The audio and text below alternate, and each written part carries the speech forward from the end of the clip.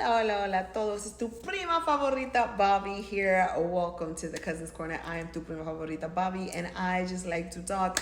And I have a little quick mensaje for you. This is just something that just kind of came to mind as this week is ending. And it's been a pretty heavy time, y'all know. Heavier for some than others. And I was having a conversation with some colleagues the other day. I posed the question of how do you, in the work that it is that we do, continue to hold your peace, live your life, move forward, but also stay in the know, because the things that are happening in the world right now affects the communities that we serve. It affects the communities that some of us are a part of. It is affecting the families that we work with, the students that we work with, and then our own families too, for a lot of us. And so it's like, how do you just continue to go on with your life, not necessarily staying in your own little bubble, but preserving yourself and your strength and your energy and your happiness and your joy in your life, but also being aware so that you can still show up, serve, help, and support others. And a couple of them gave me some really solid advice about, like, just one, like knowing when to pull away, and then also understanding that you don't have to have all the answers to everything. I am the type of person that's like, I want to help. I don't like not having the answers. I don't like not being able to engage in certain conversations because I can't necessarily provide you with the answers to your question, especially when it comes to the families and the students that I work with.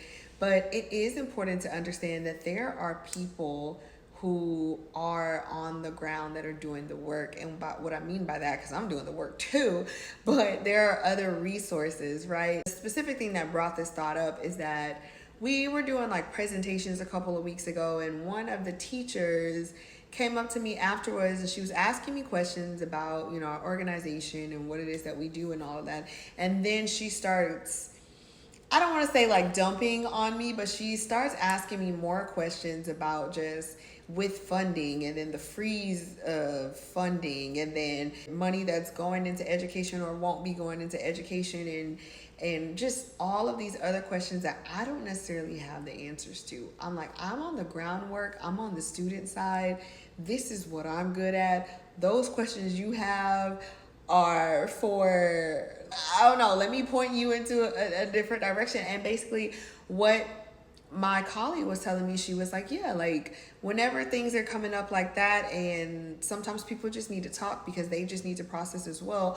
But if she's asking you questions that you don't understand, especially when it comes to like our organization, it's okay for you to be able to point her to our executive director or to anyone else on leadership or our HR or whatever the case may be, if she has more specific questions about things that I can't necessarily explain. And I'm like, that makes a lot of sense. And you would think that that's like logical or whatever, but at the same time, in the moment, it's like, well, I want to help and I want to support the kids, and I want to dissect these things with you, and I want to have that information, and I also want to give you answers, but I ain't got the answers, Sway.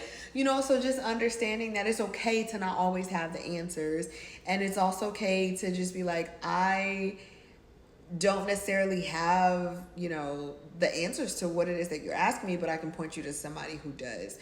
And then also just remembering to hold on to your peace. And I think that that's the main thing for this video that I want to share today. I know I did that in a kind of roundabout way, but stick with me. I'm going somewhere, okay? I say that to just say to remember that you are also a human being. Remember that the things of this world could also be affecting you as well in a different way, but also remembering that you still have to enjoy your life, right? Life doesn't stop. The fun don't end. The party don't end until you in the ground. But just understanding that it's okay to pull away and to take time and to take some space during these times. I hear a lot of people talking about like just energy harvesting and fear mongering and all of these things that are going on to kind of keep us like afraid or to keep us just feeling down and not happy and discouraged as a whole.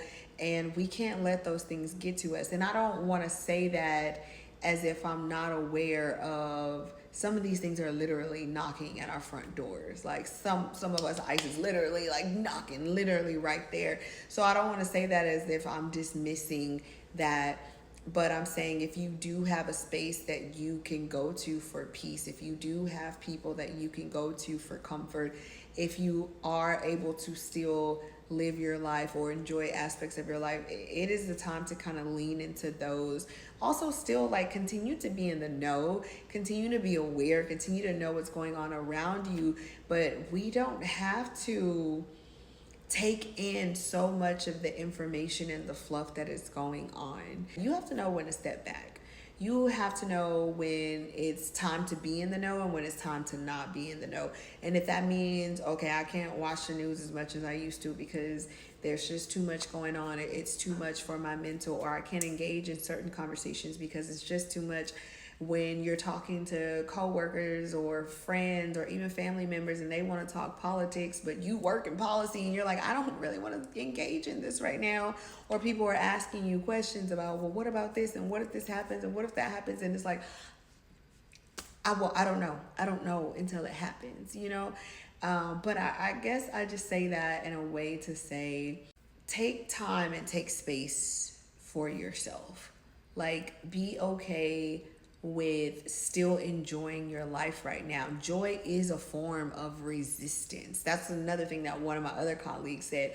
Joy is a form of resistance. And if there are still places in your life where you can take joy in, where you can find more joy in, especially in these trying times, then do that, because people want us scared. They whoever they is want us scared, want us not moving, want us not enjoying our lives, want us afraid to, I mean, kind of afraid to fly with all these planes, with all these aeropuertos and las problemas with those happening, but also like still not being afraid to be like, I still have a life that I have to live, and I need to enjoy. And as trying as these times may be, as hard as these times may be, there's a lot of things going on that they are outside of my control. So all I really can do is just rest and preserve my peace. And that's about all that we can really do right now. And so if you didn't hear from anybody else, you're going to hear from me, tu prima favorita. Find rest in this time. Seek joy in this time. Joy is resistance, and use that to resist the fear mongering, to resist the energy harvesting, to resist just depleting yourself, because the world is going to whirl, and what's supposed to happen is going to happen. And at the end of the day gonna end. But anyway, I hope that can bring some encouragement amongst all of the craziness that is happening in our world right now. And I hope that you find peace and refuge in those that are closest to you, or in your safe spaces, or the places that really bring you comfort and make you feel loved. Again, this is Tu Prima Favorita. Thank you for joining me today in the Cousins Corner. And please make sure that you like, share, comment, and subscribe. I will see you next time. Bye.